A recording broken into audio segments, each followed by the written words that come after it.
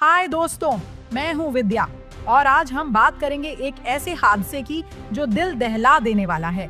Iran की सबसे बड़ी बंदरगाह शहीद रजाई, जहां एक जोरदार धमाका हुआ जिसमें 40 लोगों की जान चली गई और हजारों जख्मी हुए।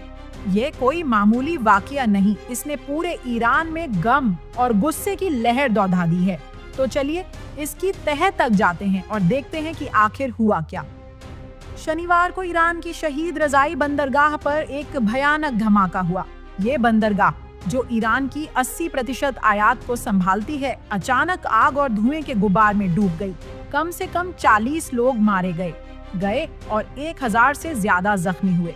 धमाके की गूंज 50 किलोमीटर दूर तक सुनाई दी और आज भी वहां आग सुलग रही है। जहरीला काला धुआं आसमान में छाया हुआ है, जिसकी वजह से आसपास के शहरों में लोगों को घरों में रहने और सुरक्षात्मक कपड़े पहनने की हिदायत दी गई है। दोस्तों, ये धमाका इतना भयानक था कि पास में चल रहा एक मेला भी मातम में बदल गया। ईरान ने सोमवार को राष्ट्रीय शोक का ऐलान किया और हर्मुज़गान प्रांत में 2 दिन का अतिरिक्त शोक मनाया जाएगा।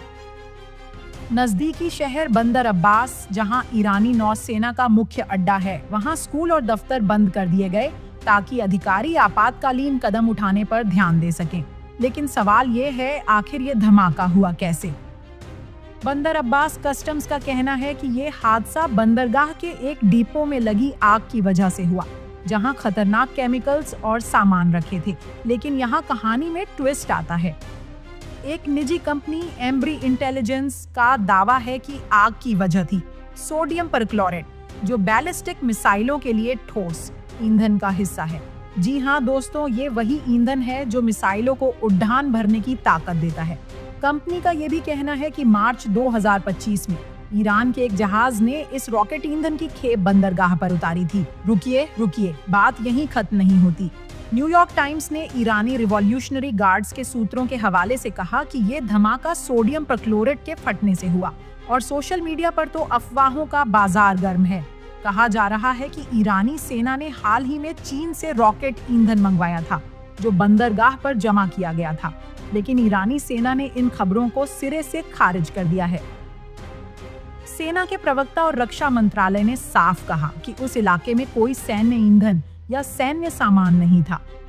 दोस्तों, सच क्या है ये तो जांच के बाद ही पता चलेगा। लेकिन जनता का गुस्सा 7वें आसमान पर है। लोग सवाल उठा रहे हैं, इतना खतरनाक सामान बिना किसी सावधानी के बंदरगाह पर कैसे रखा गया? ये लापरवाही है या कुछ और? ईरानी लोग इसे सरकार की सबसे बड़ी नाकामी बता रहे हैं। ईरान के राष्ट्रपति मसूद पेजेशकियान ने जांच के आदेश दे दिए हैं और खुद हादसे की जगह का दौरा भी किया। उन्होंने कहा, हम यहाँ ये देखने आए हैं कि कोई ऐसा मुद्दा है जिस पर सरकार काम कर सकती है, लेकिन जवाब अभी तक किसी के पास नहीं। इस हादसे ने न सिर्फ ईरान को हिलाकर रख दिया, बल्कि पूरी दुनिया की नजरें इस पर टिकी हैं।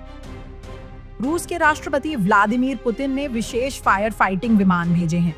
चीन ने बताया कि 3 चीनी नागरिक इस हादसे में जख्मी हुए, लेकिन उनकी हालत अब स्थिर है। यूएई, सऊदी अरब, पाकिस्तान, भारत, तुर्की और संयुक्त राष्ट्र ने शोक जताया है। लेकिन सबसे बड़ा सवाल ये है, क्या इस हादसे से ईरान की अर्थव्यवस्था पर असर पड़ेगा?